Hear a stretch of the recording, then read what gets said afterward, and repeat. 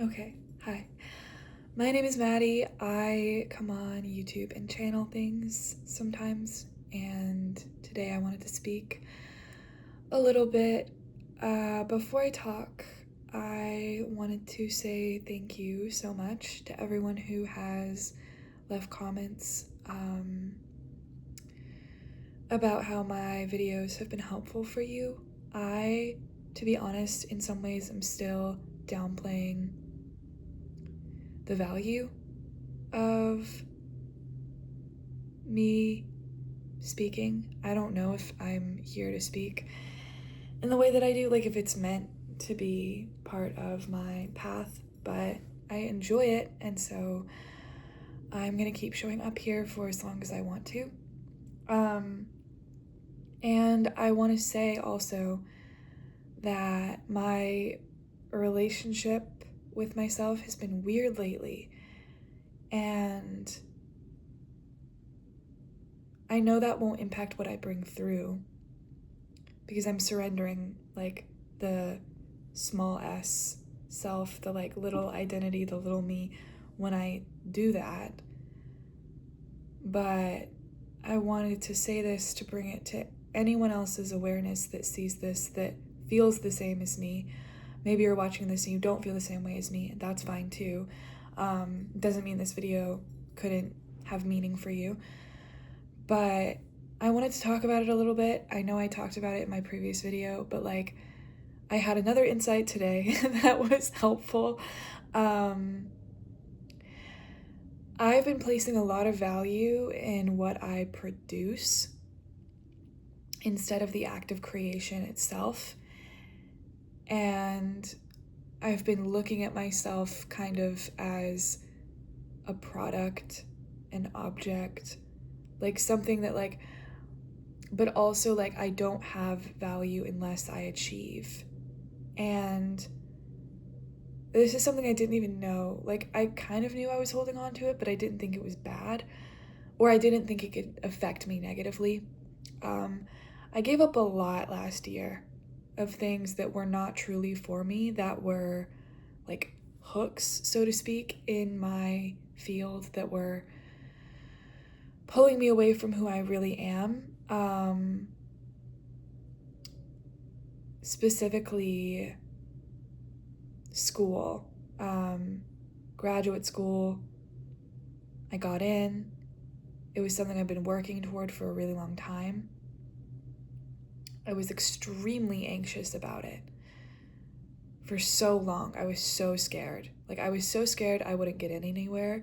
I was so scared that I would fail one of my courses in college, like undergrad, because it was my senior year. I had just had this huge catalytic awakening about all of us, everyone being the one, right? Everyone being the one, and there's only one being here. That was like the big oh moment for me. And then I had to go back to school, and I was taking on all these courses because I had neglected to take them on earlier. I didn't know that I needed certain electives, so I took on a huge course load both semesters of my senior year of college. I was a psychology major, so I was in neuroscience, which was one of the hardest courses at my college, like with one of the most rigid professors at my college. And then I was taking a research lab, which I had a really important role in. I was taking a bunch of other courses, cognitive psychology, a bunch of other things. I can't even remember them. And then I was taking computer science, which the professor, he was really hard to understand, and it was a really strenuous course. I had no idea how to do any of it. The textbook made no sense to me. So I felt like I was being dragged through the mud every day. And I felt so scared because of the like insights that I'd had. It was like, I know this is my ego, but I also know I need money to live, and I know I need to perform for that. And so if I don't perform, it all falls apart. and I fail and I go back home and my parents think I'm a failure and everyone thinks I'm a failure and it all just crumbles. So I really have to try. I really have to push myself. And so that's what I committed myself to. I was like, okay, it's all love, it's all one, but we have these whack-ass systems that make us give up our soul. Okay, I'll be the observer. And for the whole time, basically, I was having these moments of being in my 0 point, of being present, aware the whole time that I was beyond it, but still so caught up in it. And then my next semester was in ways even more stressful because my spirit, my soul was like clawing at my chest. It felt like, please listen. Like I was in deep emotional obsession with someone who had their own life and was not concerned with me anymore. And that was hard for me. And I know that I did some things that were not in alignment with who I am because of it, because I just wanted to feel valuable. So I tried to connect with this person again and again. They were like, no. Thank God, because we were not aligned.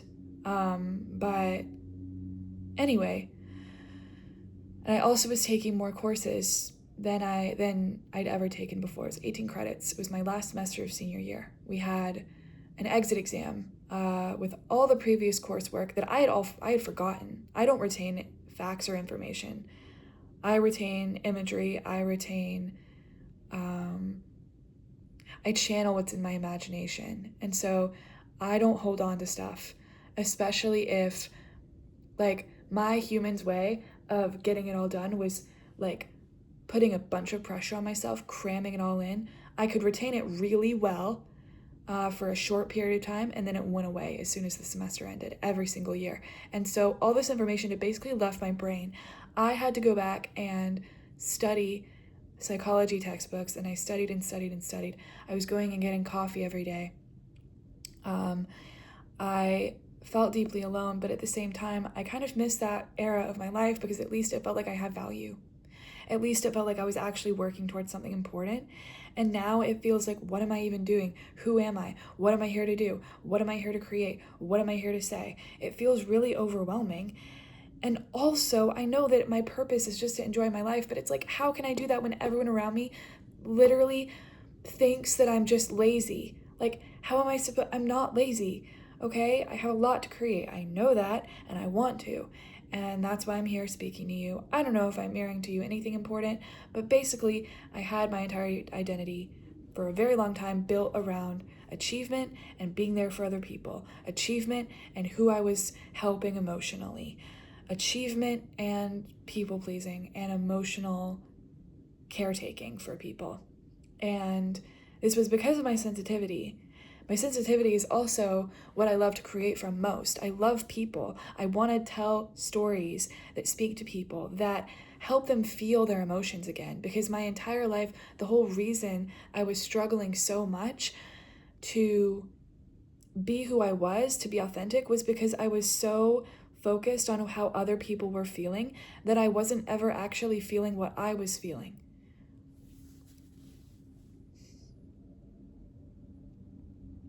I was never actually feeling what I felt.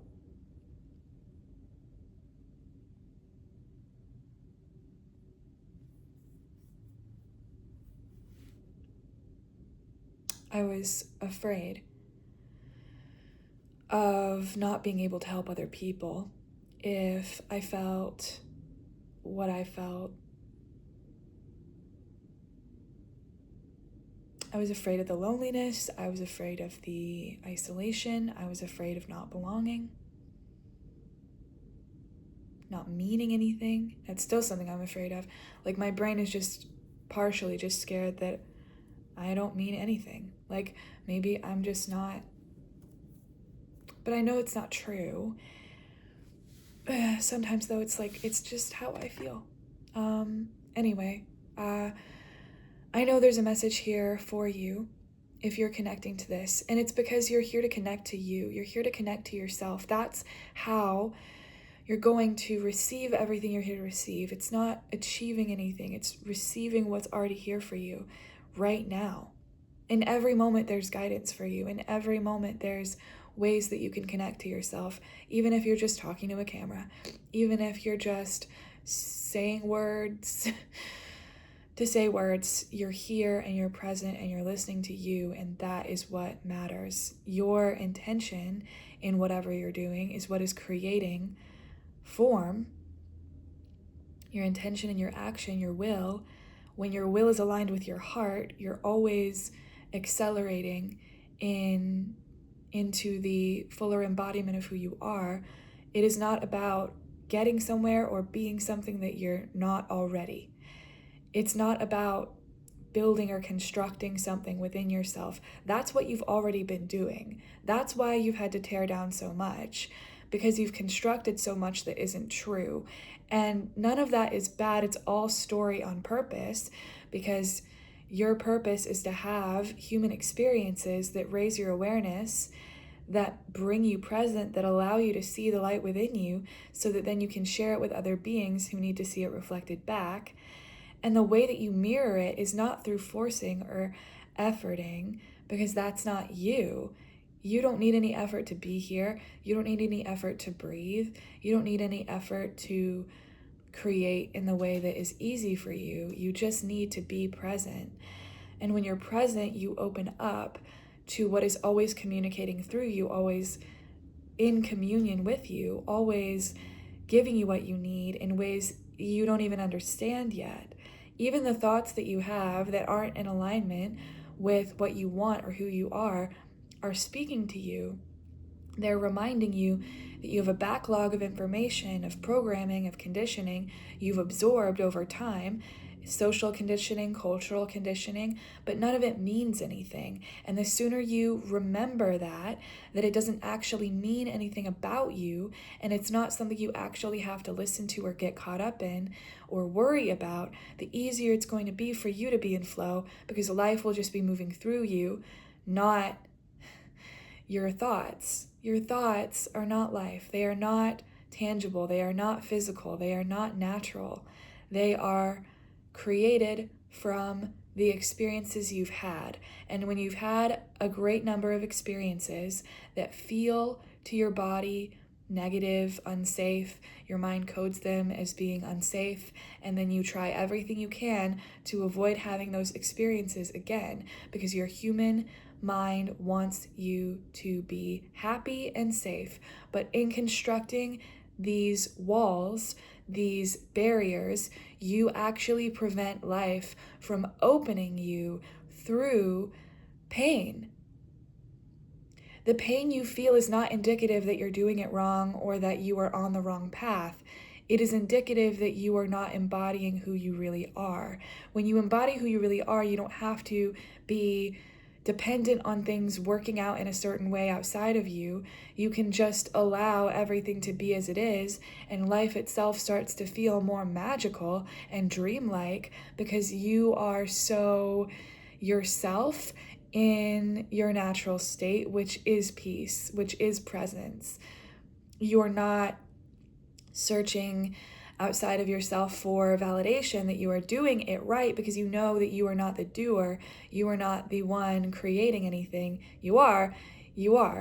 Yet you are also the one allowing it to happen. You're just the one allowing it to happen through you. And the more you surrender to that, the more susceptible you are to higher consciousness, which wants nothing more than to be through your body what you came here for, what is natural and easy and makes you feel excited and alive inside. But that is not going to feel like something you have to make happen, because it is not something you make happen. It is happening now through you.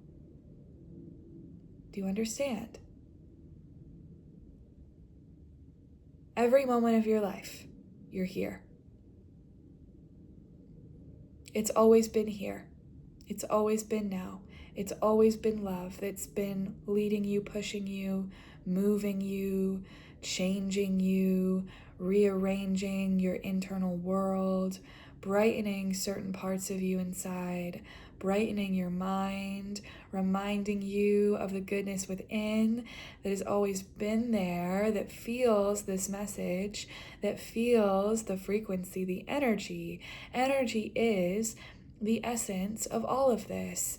It is not mechanical in the way your mind thinks it is, where there are outward structures that you have to obligate yourself to, that you have to perform in, that you have to control or bring together for you to experience material abundance and bliss. It is that there are internal mechanics. There are internal controls. There are internal ways your human needs to be connected and nourished and loved. And the more that you go internally, the more that you remember that it has always been within you and that there is nothing outside of you to seek.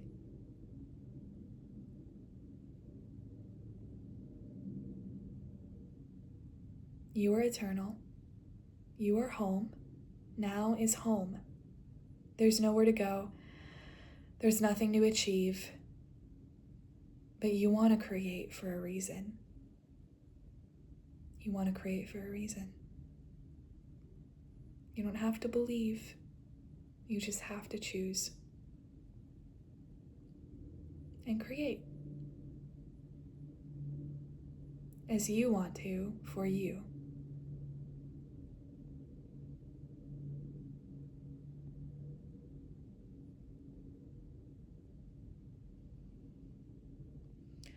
Remembrance is not linear. It's not linear. There are going to be ways that you remember now that are going to awaken you to more, and it's not going to be linear.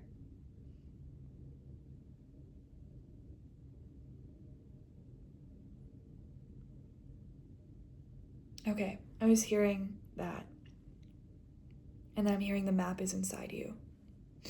The map is inside you. It's inside you. If you're looking outside of yourself for a map, you're not going to find one. It's just going to confuse you more. But you know. You know why you listened to this message. You related to it in some way, enough to listen to now. You are only going to receive more the more that you change in the direction that you want to go. The direction of love that is flowing, that is natural, that is innate to you. That is what you are. We love you. We love you. I love you. You're here for a reason. You just gotta feel it. You don't have to believe it, you have to feel it. You have to feel it.